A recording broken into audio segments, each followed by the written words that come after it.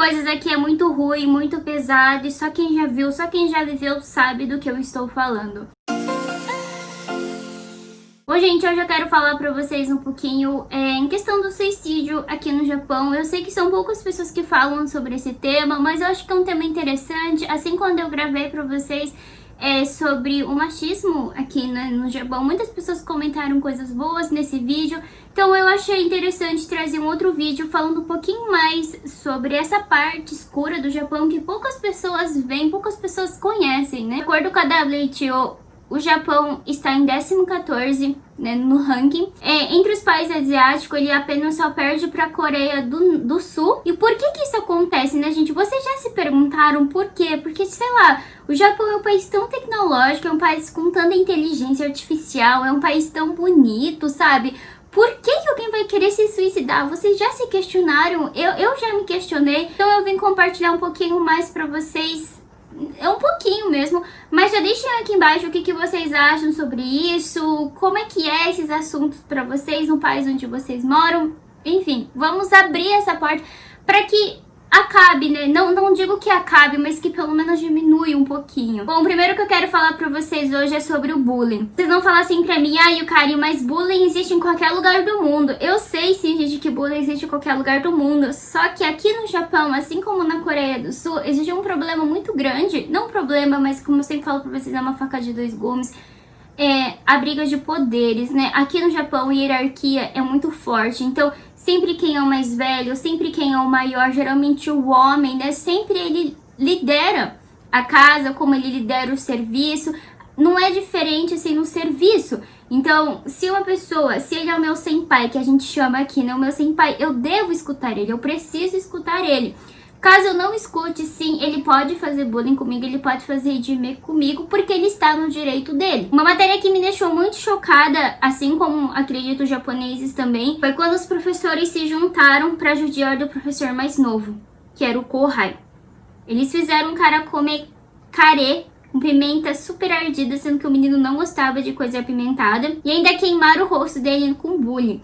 Por que tudo isso? A gente não sabe. E fora isso que eles iam na casa do rapaz à noite, amassavam o carro dele, faziam uma festa lá. No dia seguinte ele tinha que trabalhar até que ele não estava mais aguentando a pressão. Tinha dias que ele faltava.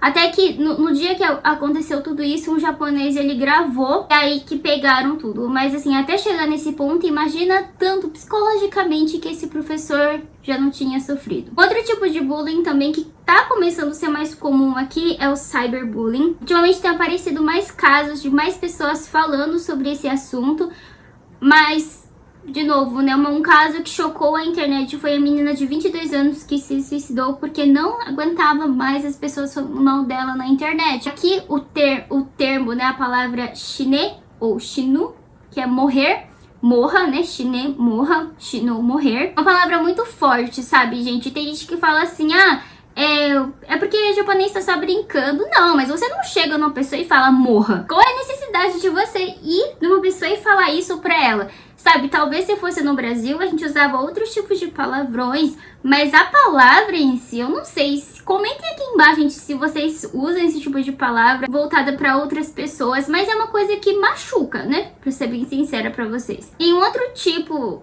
não digo que é de bullying, pode ter sim considerado até um bullying, dependendo da situação, mas é o karoshi. Karoshi é um termo conhecido aqui no Japão pelo excesso de trabalho. Aqui no Japão existem várias formas de ser empregado. O mais comum seria o salariado, aqueles que ganham por hora, que a maioria dos estrangeiros são, na verdade. E os mensalistas, aquele que recebe um valor fixo por mês mais o bônus. Isso daqui é o caso de muitos japoneses. A maioria dos casos, para quem trabalha fixo, a própria lei mesmo diz que a gente deve trabalhar 8 horas por dia, o que eu acho que é o suficiente. Porém, aqui no Japão tem um termo muito comum que é o zangyo, de fazer hora extra. E às vezes isso acaba sendo demais, entendem? Não só pela questão da lei, mas muitos japoneses não se sentem bem saindo no horário fixo, sabe? Se o seu horário é das 8 às 5, eles não se sentem confortáveis em sair 5 horas. Eu sei que para muitos estrangeiros sair deu horário e tchau, tô batendo o cartão e tchau.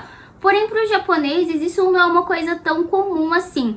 eles preferem ficar 10 minutos, 15 minutos a mais. Isso é uma coisa mais cultural mesmo. Por você acaba ficando mais, o chefe, de novo, o senpai entende que você quer ficar ali a mais e você não pode falar não. Então, eles acabam te fazendo trabalhar mais do que você deve. Então, tem, por exemplo, pessoas que trabalham o quê? 28 horas direto, sabe? Tem pessoas que trabalham o dia inteiro sem ter o almoço, sem dormir. Então, isso vai cansando a pessoa, né, gente? Não só psicologicamente, mas sim fisicamente. E algumas pessoas acabam se matando, né? Infelizmente. Fora que todos nós temos família, nós temos contas a pagar, nem várias outras coisas. E uma coisa importante para falar para vocês aqui também, porque você está fazendo hora extra, nem sempre você é pago por essas horas, né? Muitos japoneses não são. Quem é salariado, geralmente sim, eles pagam, só que a maioria dos japoneses não são, né, gente? Eles recebem um salário fixo. Então, por isso, tanto faz se eles trabalharem 12 horas a mais, 15 horas a mais, eles vão receber o mesmo salário. E fora a pressão do serviço em si, que é para eles fazerem, né? Então, é isso. Eu trouxe para vocês algumas coisas em relação ao suicídio daqui do Japão. Vocês podem comentar aqui embaixo o que vocês acham sobre isso, aonde vocês moram, como é que é. Bom, gente, mas isso hoje em dia não está sendo falado só para os adultos, mas também para as crianças, né? E você fala assim para mim, mas se é criança, ela só ir lá no pai e na mãe e falar o que está acontecendo e ponto final. Não, gente, não é tão simples assim. Aqui no Japão, é muito difícil a criança saber se expressar. Isso é um assunto para outro vídeo, mas basicamente, assim, para ser bem rápido para vocês, aqui no Japão a gente aprende tudo aprende a ser mandado, sabe? Então, o que o professor falar, você faz. Se alguém falar pra você fazer tal coisa, você faz. Você não tem essa expressão de liberdade, você não tem essa expressão de dar a sua opinião. E mesmo se você desse a sua opinião, às vezes as pessoas vão te julgar. O que isso, se fosse no Brasil, se fosse em outro país, estava tudo bem. Só que aqui no Japão não é assim. Então, por isso, as crianças, desde pequenininha, elas aprendem a ser esse tipo de pessoa. Então, quando cresce, lógico, não tem a mesma expressão, porque desde criança aprendeu a ser assim. Se vocês quiserem, eu posso continuar falando sobre esse tema, que eu acho que é um tema muito importante. E se vocês tiverem alguém com depressão, que estiver passando por algum problema, tentem ajudar a gente de alguma outra forma, sabe? Em vez de a gente dar o problema, né, dar mais problema, vamos tentar solucionar os problemas.